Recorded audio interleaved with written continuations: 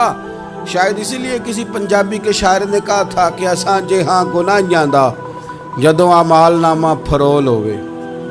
ذرے ذرے نے سامنے آ جانا ہے، جو جو منہ تھی بولیا بول ہوئے، اساں بھی کول حضور دے بیٹھ رہنا ہے، لکھ عمل ترکڑی تول ہوئے، اودوں کولوں کی رب نے حساب لینا جڑا بیٹھا ہی محمد دے کول ہو۔ تو اللہ کے بندوں سے اللہ کی رضا کے لیے پیار کریں، اس میں للہیت پائی جائے، للہیت ہو، اس میں کوئی اور نہ ہو، بندہ ہو اور اللہ کی رضا ہو، یعنی درمیان میں رب ہو، اور تیسرا وہ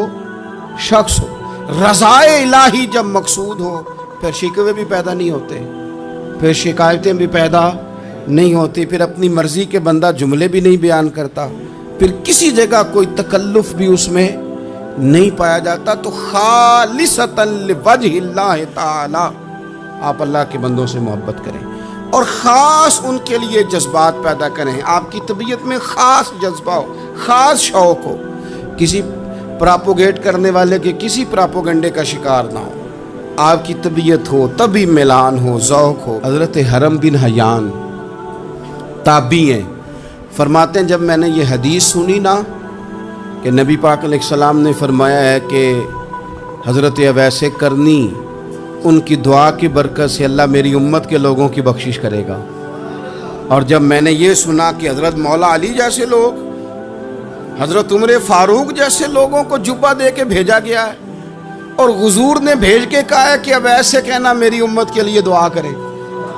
تو فرماتے ہیں میرے سینے میں لو لگ گئی کہ میں حضرت اویس کرنی سے ملوں، میری طبیعت لگ گئی، میرا شوق آ گیا کہ میں خواجہ اویس کرنی رضی اللہ تعالیٰ عنہ سے ملوں۔ میں نکل پڑا، اللہ کے بندے کے لیے نکلا۔ حضرت حرم بن حیان کہتے ہیں، اس کو ابن الجوزی نے بھی لکھا ہے، داتا گانج بخش علی اجویری نے بھی لکھا ہے،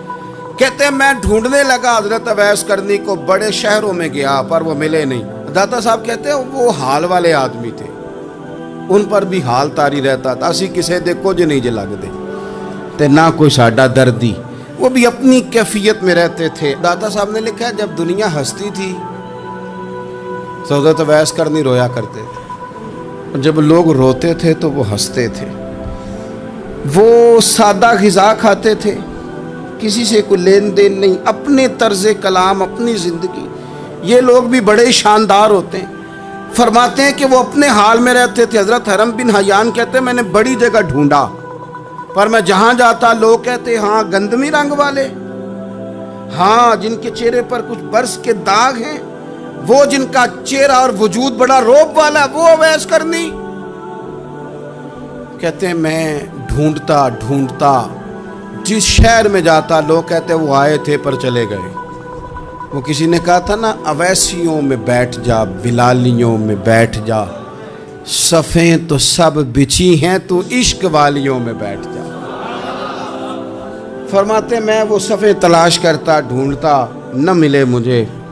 بالآخر میں عراق پہنچ ہی گیا۔ نہر فرات کے کنارے ساری دنیا سے علیحدہ ہو کے وضو کر رہے تھے، کہتے ہیں میں پیچھے کھڑا ہوں، میں نے جا کے کہا السلام علیکم، تو حضرت اویس کرنی چہرہ اٹھا کے کہنے لگے وعلیکم السلام حرم بن حیان۔ تو میں نے کہا حضور آپ مجھے جانتے ہیں؟ فرمانے لگے عرفت روحی من روحی کا، میری روح تیری روح کی جاننے والی ہے۔ کہتے ہیں میں نے کہا حضور کو نصیحت